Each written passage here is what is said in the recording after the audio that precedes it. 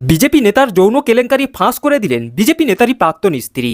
BJP নেতার প্রাক্তন স্ত্রীর এই কল রেকর্ড ঝড়ের গতিতে ভাইরাল হচ্ছে, কারণ বিজেপি নেতার প্রাক্তন স্ত্রী তার এই কল রেকর্ডের শেষে যেই কথা বলেছে তাতে বিজেপি পার্টি এবং নরেন্দ্র মোদীর পুরোপুরি 12টা বেজে গেল।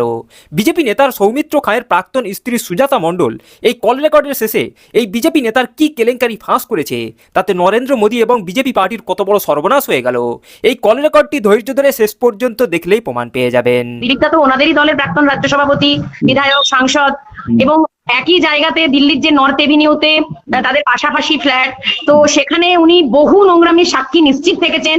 আর আমি আর যতটাই বলি সেটাই কম বলা হবে।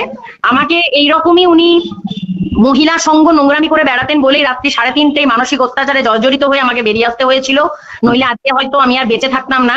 তবে বিজেপির ব্যাপারটা হয়ে গেছে, বঙ্গ বিজেপির যে ভণ্ডামিটা, হিন্দুত্বের যে ভণ্ড হিন্দুত্বের রাজনীতি বা গোয়ালঘরের যে মারাত্মক রকমের গুতগতি, এটা কিন্তু প্রভু জগন্নাথ ক্লিয়ার করে দিলেন দিনের আলোর মতো। ওনার গায়ে লাগছে কোথায়, যার কথাটা আপনি যে চরিত্রহীন ব্যক্তিটিকে প্রসঙ্গটা আপনি তুললেন, কারণ উনি বুঝতে পেরেছেন যে বঙ্গ বিজেপিতে এই ধরনের আক্রমণ দিলীপ ঘোষ তাকে করেছে, এটা একদম স্পষ্ট। কারণ ওনার মতন চরিত্রহীন বঙ্গ বিজেপিতে হয়তো খুঁজে পাওয়া খুব বিরল। তাই 4টে না 14টা বা তারও বেশি, সেটা নিশ্চয়ই ওনাদের প্রাক্তন রাজ্য সভাপতির কাছে নখদর্পণে হিসাবে আছে। আর দেখুন, উনি গাই বাছুর নিয়ে দিল্লিতে থাকেন, এবার উনি গাই বাছুর নিয়ে সামনে আসতে পারেন না। আপনার সাথে বৈবাহিক সম্পর্ক থাকাকালীনই চরিত্রটা এমন ছিল? একদম একদম, বহু প্রমাণ পেয়েছিলাম, কিন্তু যেহেতু আমি কর্মসূত্রে বাইরে থাকতাম, হাতে নাতে প্রমাণগুলো আসতো না। বহুজন আমাকে বলতো যে উনি বাঁকুড়ার ফ্ল্যাটেও চারতলার একটি মহিলার সাথে অবৈধ সম্পর্কে লিপ্ত ছিলেন। ওনার যে প্রাক্তন পিএ ছিল, তার নাম আমি আর বলছি না, টাইটেলটা তার নাগ, তার স্ত্রীর সাথে অবৈধ সম্পর্কে লিপ্ত থাকার জন্য উনি যেতেন প্রতাপ বাগান। এবং এই যে মহিলাটিকে, যেটিকে উনি বলছেন যে স্বামী মারা যাবার পর বিয়ে করেছি, এটা সম্পূর্ণ ভুয়ো মিথ্যে কথা।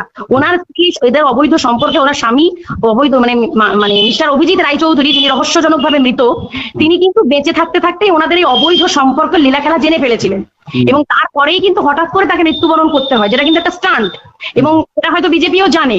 এবং তারপরে তাদের লীলা খেলাটা আরো সুবিধা হয়ে যায়, এবং তিনি ছুটে চলে যান, মানে এনার স্বামীর মৃত্যুর পর উনি ছুটে চলে যান প্রলেপ লাগাতে। অ্যাকচুয়ালি অবৈধ নোংরামিটা বহুদিন ধরেই চলছিল, এবং অভিজিৎ রায়চৌধুরী সেটা জেনেও ফেলেছিলেন।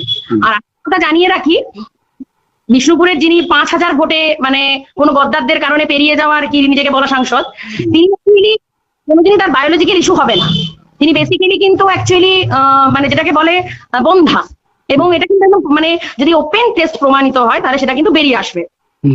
ব্যাপারটা হচ্ছে যে, তো তিনি ওই জন্যই গাই বাছুর সহই করেছেন। এবং ওনার আপনি সম্পত্তির বিষয়টা তুললেন বলে জিজ্ঞাসা করছি। সৌমিত্র খা বলেছেন ওনার নিজের ব্যবসা আছে ইত্যাদি ইত্যাদি, উনি এরকম দুর্নীতির সঙ্গে যুক্ত না। আমি থাকাকালীন তো কোনো ব্যবসার কথা জানতাম না, অন্য কোনো মানে দুর্গন্ধের ব্যবসা আছে সেটা বলতে পারবো না।